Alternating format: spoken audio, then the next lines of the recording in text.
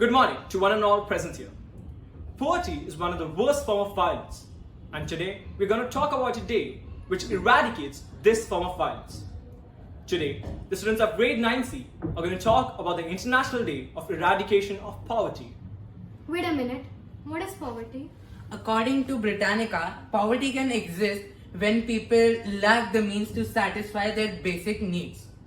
The estimated minimum level of income required to secure the basic requirements of life is known as the poverty line. Isn't that subjective? How can we definitively say that there are certain people living below the poverty line? Absolutely. The poverty line varies globally. In well-developed countries and urban cities, the standard of living and the basic consumption rates are generally higher than lesser developed countries. Now I understand. Tell me more about the International Day for the Eradication of Poverty. International Day for the Eradication of Poverty is celebrated every year on October 17. It is celebrated with the aim to promote understanding between people in poverty and the wider society. The commemoration of this day has a historical significance.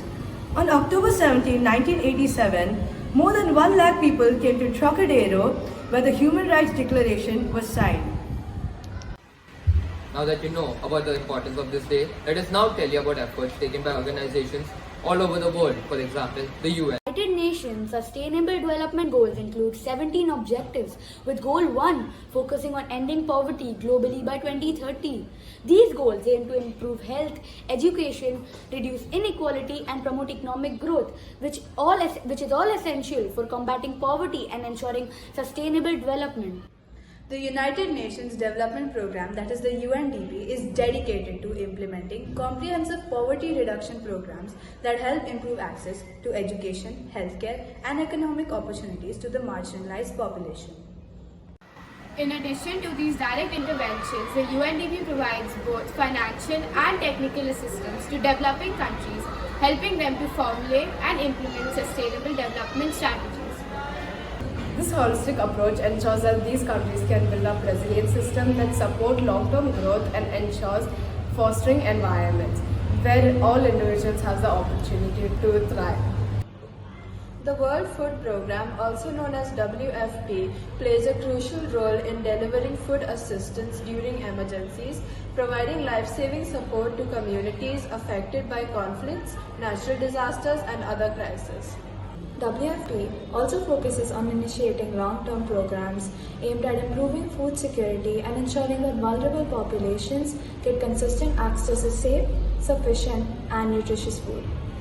These efforts are complemented by livelihood enhancement projects that support local economies and smallholder farmers. Did you know the Indian government has also taken several actions to battle poverty? Let's watch this video. Ladies and gentlemen, the nation revolts today. We have our reporter, Karthik, reporting live from the scene of the protest. Over to you, Karthik. Equal pay is deserved by all. We demand equal opportunities. Shame on corruption. Equal pay is deserved by all. We demand equal opportunities. Shame on corruption. Good afternoon, Indians. I'm Karthik Budakia with cameraman Som Baisha from the Connect Network. And today we are interviewing two of the protesters at Amethi. We have Mr. Kajota Tripathi and Mrs. Sarojini Tripathi. Sir, why are we gathered here today? We are here to demand for better employment opportunities for all job seekers in India. Many of us have been struggling for months, even years to find a stable job. But sir, what are your main demands from the government? We demand the government to create more jobs and ensure that the hiring process is transparent and merit-based. Maganrega has to give us equal payment, which the government is constantly denying us. Sir, what do you hope to achieve from this protest?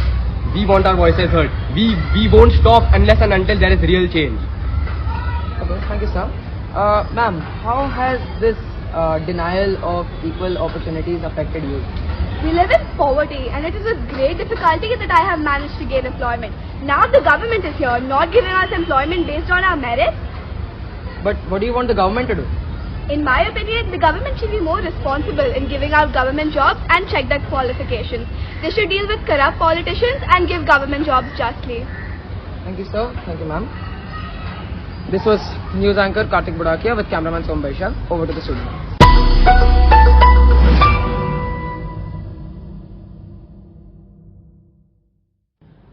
evening, ladies and gentlemen, and welcome to another episode of the Connect Network. Today on this episode, we have our Honorable Prime Minister Shri Narendra Modi. Thank you for being here, sir. Namaste, it's a pleasure to be here.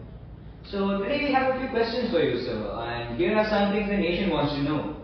So would you like to address the recent protest in Uttar Pradesh by the youth against unfair wages and lack of employment opportunities? How does your government move on from this protest?